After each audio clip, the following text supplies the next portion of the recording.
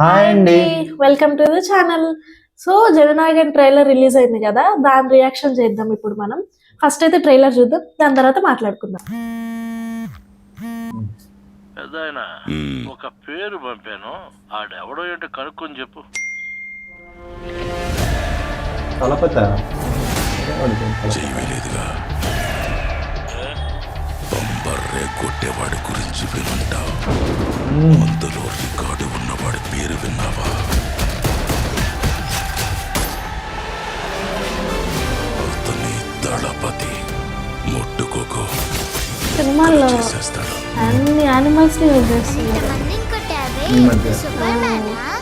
నేను సాధారణ మ్యానే బేబీ, కానీ చేసే పనులన్నీ సూపర్ గా ఉంటాయని చెప్తుంటారు. ఆడపిల్లలకి భయం ఉండకూడదు సార్. విజయ్ని పూలిలాగా పెంచాలి. Come on come on do it do it. ఈ సంవత్సరమైన ఆర్మీ అప్లికేషన్ లో సరిగ్గా సంతకం పెట్టామా?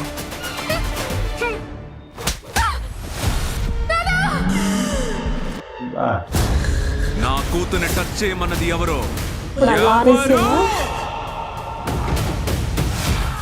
Come, let's play a game. ఇప్పటి నుంచి 30వ రోజున ఇండియా నా కాళ్ళ కింద ఉంటుంది. ప్లాన్ ఏంటి? ఓఎం ఓఎం ఏమని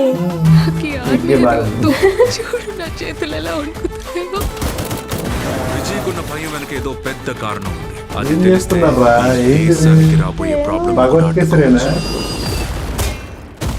ఇక్కడ వరకు బాగా అవన్నీ లేవు కదా దాంట్లో. నిన్ను ఈ ఆర్మీ అంతా. పారిపో.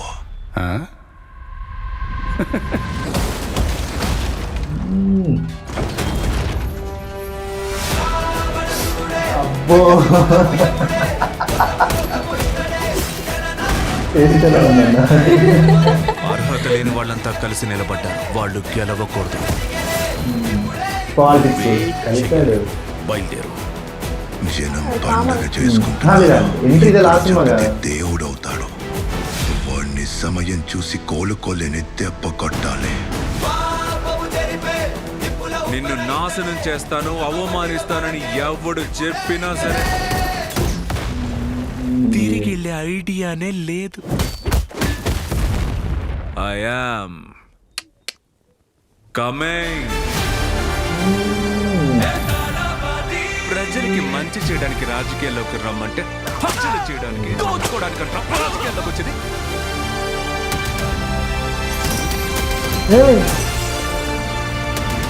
భగవద్గీతలో రోబోలు ఆడున్నారా బాబు? ఏంటి అసలు అది? ఆ సినిమా ఈ సినిమా ఒకటేనా? ఒకటే, కానీ మన కొంచెం చాలా ఇంప్రూవైజ్ చేసినట్టు. అవును, అసలు ఈ మిలిటరీ సెటప్ అంతా, ఈ రోబోలు ఇవన్నీ ఆడున్నాయి సినిమాలో. అసలు స్టోరీ మార్చలేదేమో కానీ, అంటే స్టోరీ మార్చలేదు కానీ ఇంకా ఏదో యాడప్స్ జరిగినాయి దాంట్లో. అంటే విజయ్ కోసం ఏమైనా మార్చిండేమా? పాలిటిక్స్ ఇవన్నీ ఆడు చెప్పాలి. మామూలుగా అయితే బాలకృష్ణ డైలాగులు ఇన్ని లేవు. అవును, కానీ జనం కోసం ఇట్లాంటి డైలాగ్స్ లేవు. ఇప్పుడు పెట్టినట్టుంది. అసలు ఆ రోబో ఎక్కడి నుంచి వచ్చిందో ఇప్పటికి డౌట్. అంటే రోబో ఎక్కడ పెట్టొచ్చు ఆ రోబో దాంట్లో?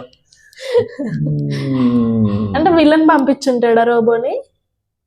మనుషులు కూడా పంపొచ్చు కదా రోబోస్. అంటే నేను అనేది భగవద్గీతలో రోబోని పెట్టడానికి స్కోప్ ఎక్కడ ఉంది అంటున్నా. మామూలుగా భగవద్గీతలో ఎక్కడ ఉంటది అబ్బా స్కోప్? అంతే మామూలుగా ఫైట్స్ జరుగుతుంటాయి, ఇవన్నీ బాగానే ఉంటది కానీ ఏమో. అంటే ఇక్కడ మళ్ళీ విలన్ దాన్ని కూడా మార్చారు. విలన్ అప్పుడు ఎక్కడో ఇక్కడ షెడ్ లో కుంటోల్లా ఉంటాడు, ఇక్కడేమో ఇక్కడ యాక్చువల్ గా ఏదో పెద్ద అంటే లైక్ ఏదో మా మిలిటరీని ఏదో చేద్దాం అనుకున్న దాంట్లో ఉన్నాడు. మరి ఆ రోబో లొకేషన్స్ సెటప్స్ కూడా చాలా వరకు డిఫరెంట్ గా అనిపించినాయి.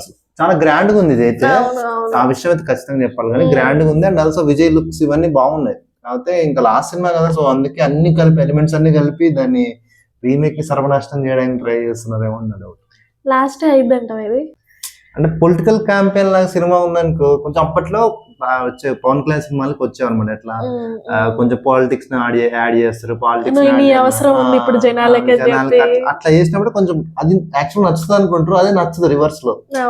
అంటే యాక్చువల్ ఫ్యాన్స్ కి నచ్చొచ్చేమో, జనరల్ ఆడియన్స్ కి నచ్చదు. సో ఇప్పుడు మనోడు కూడా వేసేది కూడా అదే. బట్ తమిళ్లో అది అంటే వర్కౌట్ ఫ్యాన్స్ అటు పొలిటికల్ ఇటు ఈ సినిమా కెరియర్ నచ్చిన వాళ్ళకి ఆ డైలాగ్స్ Maybe. నచ్చొచ్చు కానీ కానీ అది కూడా కొంచెం అది మేబీ స్టోరీలో ఉంటే బానే ఉంటది నువ్వు అవుట్ ఆఫ్ దాటి ద వెళ్ళి నువ్వు చెప్పావంటే అది కొంచెం అది కష్టం weird గా ఉంటది వినడానికి.